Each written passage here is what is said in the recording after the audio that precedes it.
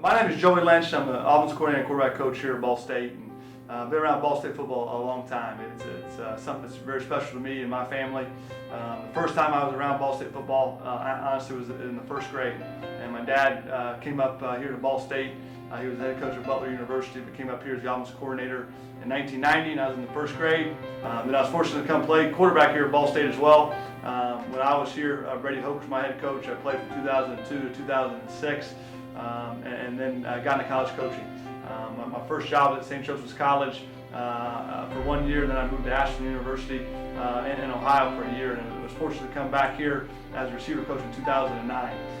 So honestly, all but 4 years of my life since the first grade, I've been part of Ball State football in some way, shape, or form. I absolutely love, not only being able to coach at my alma mater and the university I went to, but in the hometown I grew up in. And so many of my friends and people that have been influential in my life are still in this town.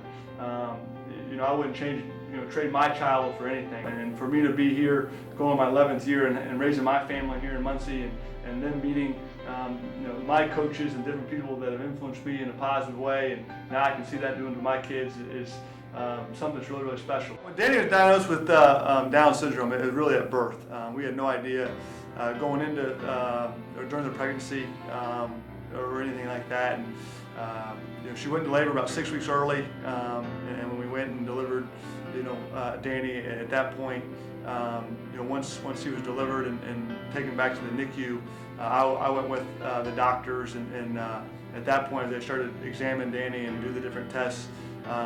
Pretty quickly they informed me that they thought Danny had Down syndrome. Danny's always around the football team and loves being a part and loves people, and our players really embrace him. So he's out of practice a lot and different functions, and he's the first one to give him a high five or give him a hug or whatever it might be. But he's a very competitive kid. He loves sports, so he loves coming out. When he is out there, oftentimes he thinks he's a coach and likes to act like he's coaching the guys and everything else. But it's pretty neat when practice is over or we're done with our drills or whatnot. The guys always go find them and give them some pound, and always willing to throw the football with them or whatever it is after practice. I just think it always brings a smile to Danny's face, and oftentimes our players as well. When I see Danny at practice, he brings a smile to everyone's face.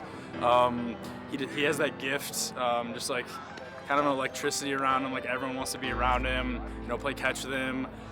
He brings a spark to everyone that he sees, and I always love when Coach lets his kids come out here, especially Danny. They're running around, makes me feel like a kid again. I'm out here on the football field. It goes well together, and just it makes you want to have fun, and it helps you have a better day. It's not just in the practice field. Oftentimes we have our players over for meals, different times of the years, and those guys being around, and it's just kind of cool that how they interact with them, and they're almost like big brothers to them. And anytime that he can be around our football players, puts a smile on his face, and just how welcoming they are, to be honest with you. There's at the house that they read them books, or if they're doing homework or something, they'll help out with that, which is really cool. And I also think it puts things in perspective for them as well, as college football players, and how lucky they are to be in that position, because like Danny or other situations, some kids aren't as fortunate to be able to play the game of football. So sometimes it's really interesting, whether it's after a game and maybe it's after a loss or a bad practice, and the morale's not necessarily what it needs to be. Is Danny has the ability to put a smile on everybody's face, and they kind of give him a hug, and realize that we're awfully lucky to be in the situation we're in, and Danny helps brings that to light. Honestly, it's the best blessing that me and my wife and my entire family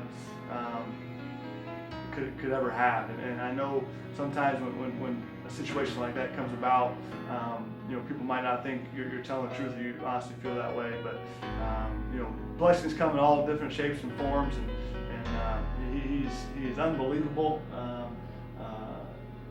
Just the way he interacts with his brothers and sisters, and what he does when he walks into a room, and it's just something that embrace it, and thank the Lord that you're going to have that opportunity to raise someone with special needs, because they can teach all of us so much when you really step back and watch how they interact and how they do things on a daily basis.